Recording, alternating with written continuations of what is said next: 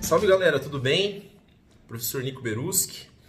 Se você é do Colégio Integral, né, quer acompanhar pelo material, a gente está no capítulo 2, beleza? Matemática 2. Se você é da turma média, aula 7 e 8, beleza? Nossa aula hoje é sobre divisão euclidiana. Então, qual é o objetivo primeiro dessa aula? O objetivo em si dessa aula não é nem pegar, por exemplo, né, a divisão, o método da chave, propriamente dito, porque isso a gente vai ter que pegar, se às vezes você tem um pouquinho de dificuldade, a gente vai ter que fazer alguns exercícios sobre isso, né?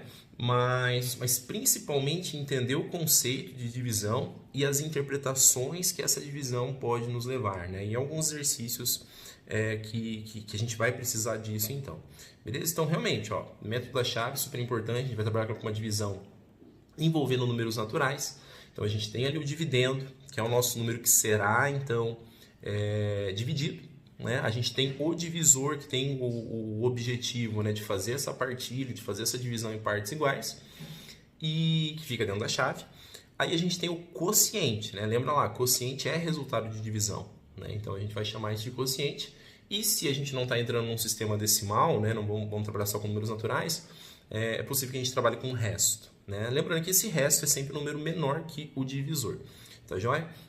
Ah, professor, isso é básico? É importante? É importante, mas assim, é importante até para coisas futuras. Né? Quando a gente estiver lá em polinômios, por exemplo, vai aparecer esse teorema, o teorema de Descartes. Né? E o que é o teorema de Descartes? Cara, o teorema de Descartes é a prova real, né? A prova real de uma divisão. Por isso daqui eu coloquei as letrinhas para ficar mais fácil. Né? O que o teorema diz? Ele falou assim, ó, se a tua conta ela tá certa, se você fez essa conta de uma maneira correta, o teu dividendo ele deve ser igual ao produto do divisor pelo quociente mais o resto, né?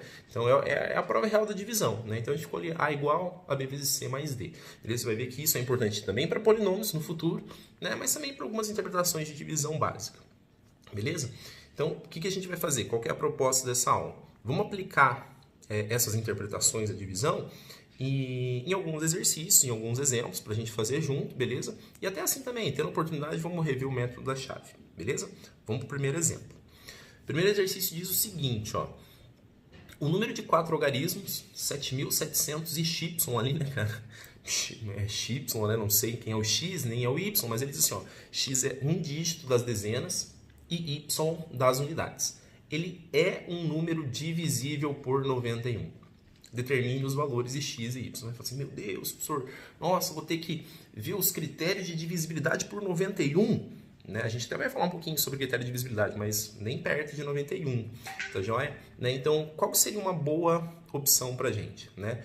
Uma boa estratégia para esse exercício é a gente pensar assim, quais são as limitações? Qual é o menor número que eu posso ter como resposta e qual é o maior número que eu posso ter como resposta? Né? Se a gente fosse pensar no menor número possível, seria o 7.700. Esse é o menor número, não posso ter nenhum número menor. Né? E o maior número possível seriam 7.799. Você vai falar assim, agora beleza, é só chutar, né? Isso, é só chutar. Só que a gente vai fazer um chute e se esse nosso chute não der certo, que a probabilidade é grande, né? A gente vai interpretar a nossa divisão, a gente vai interpretar o chute, beleza? Então, eu vou sugerir o seguinte, eu vou sugerir que a gente pegue o menor possível, que é o 7.700, tá? E vamos tentar dividir por 91, mesmo que não dê certo, vamos tentar dividir e aí você vai interpretar comigo essa divisão. Olha lá, montei a divisãozinha, né, por chave, método longo aqui, né? Então, peguei o 7.700 e dividi por 91. Professor, tem que pegar o 770 e eu joguei o 8 ali na chave, no nosso quociente. E fez a divisãozinha. Né? Sobrou um resto 42, baixou o 0, colocou o 4, ótimo, chegou no resto 56. Beleza? Então, ó, realmente, erramos, né? Como diz um professor amigo nosso aí, né? Que você sabe quem eu estou falando. O 7.700 não era divisível por 91, sobrou o resto 56. Tá, mas interpreta assim, ó. Pensa se você tivesse com 7.700 pessoas fazendo grupos de 91 em 91 pessoas. né? O que essa divisão está dizendo? Está dizendo assim, ó, você conseguiu fazer 84 grupos de 91 pessoas. Porém, por que você não conseguiu fazer o grupo de número 85? Porque só tinha 56 pessoas, né? Então, você não pode mandar essas pessoas embora, porque eu não posso ser um número menor que 7.700. Então, como que eu resolvo esse problema? Né? Como que eu monto mais um grupo? Como que essa divisão vai dar exata?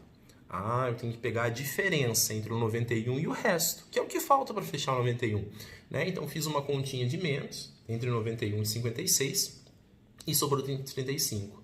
Aí você vai lá e interpreta assim, né? Bom, então quer dizer que os 7.700, professor, não deu certo porque sobraram 56. Mas se tivesse mais 35, não sobrariam 56. Sobraria 91 e a conta continuaria e fecharia mais um grupo.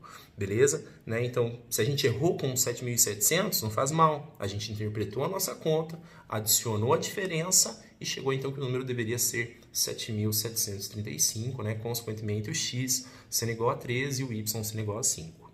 Joinha? Beleza? Então, ó, uma aplicação importante do que? Tem a divisão no processo? Claro que tem, né? O algoritmo em si é importante, mas a interpretação também é mais importante.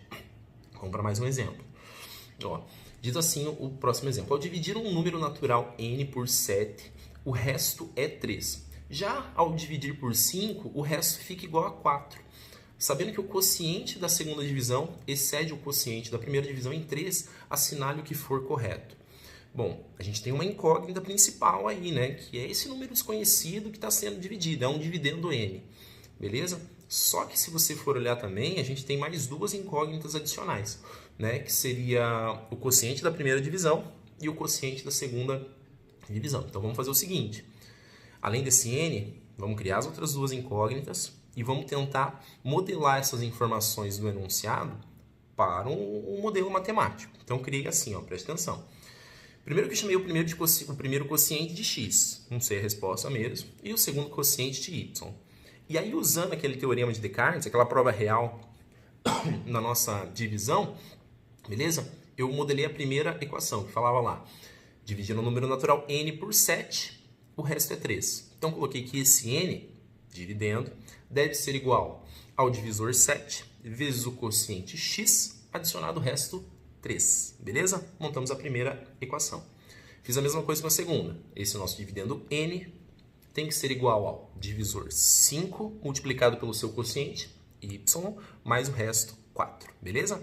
Cara, montamos duas equaçõezinhas aí. Mas aí tinha uma informação adicional. Ele falava assim, ó, sabendo que o quociente da segunda divisão, o y, ele excede, ou seja, ele tem a mais que o quociente da primeira, 3. Então, coloquei ali uma terceira equação, que é y igual a x mais 3. Beleza? Veja que a interpretação da divisão, ela foi importante para quê? Né? Para modelar as equações. Agora é o quê? Um sisteminha.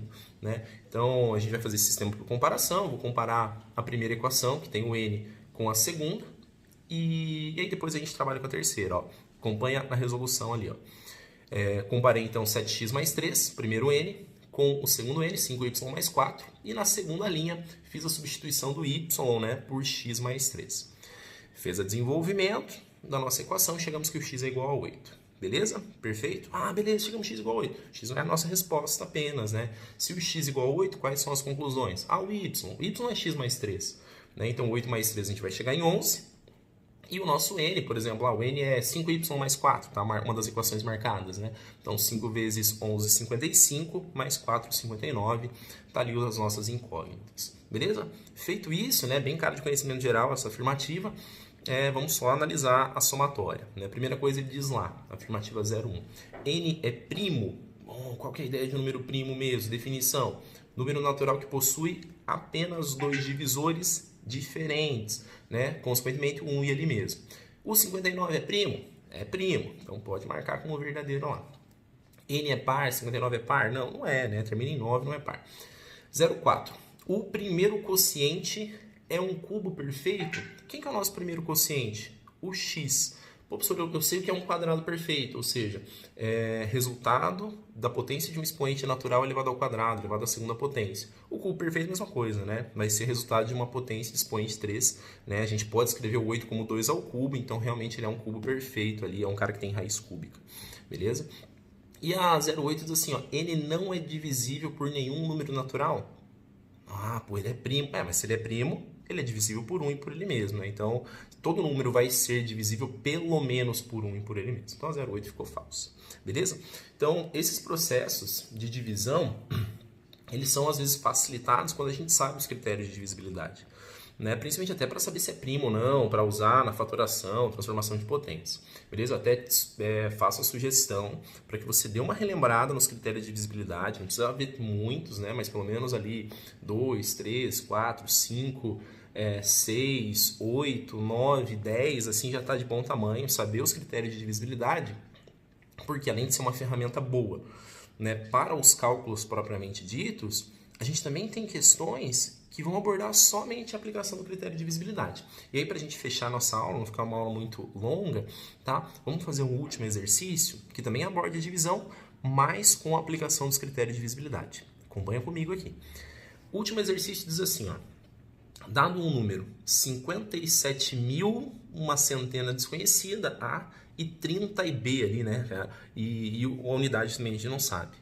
Substituir o valor de A e B por algarismos que tornem esse número divisível, ou múltiplo também, é uma palavrinha que também caberia ali, por 5 e 9. Ah, então aquele númerozinho tem que ser divisível por 5 e 9 ao mesmo tempo. Isso aí, tá? Então veja, critério de divisibilidade. O que você julga que é mais fácil nesse momento? Qual que é o critério mais fácil? Ah, professor, vamos lembrar da tabuada do 5. Ser divisível por 5 é o quê? Terminar em 0 ou 5. Então você fala assim, pô, se o B está na posição da unidade, o B só pode ser esses dois valores. Mas não sei qual, tem que projetar os dois. Né? Então as nossas opções para B, elas seriam ou B igual a 0 ou B igual a 5. Tá? Então você fala assim, tá, mas e o A? E agora? Aí a gente vai ter que analisar caso a caso.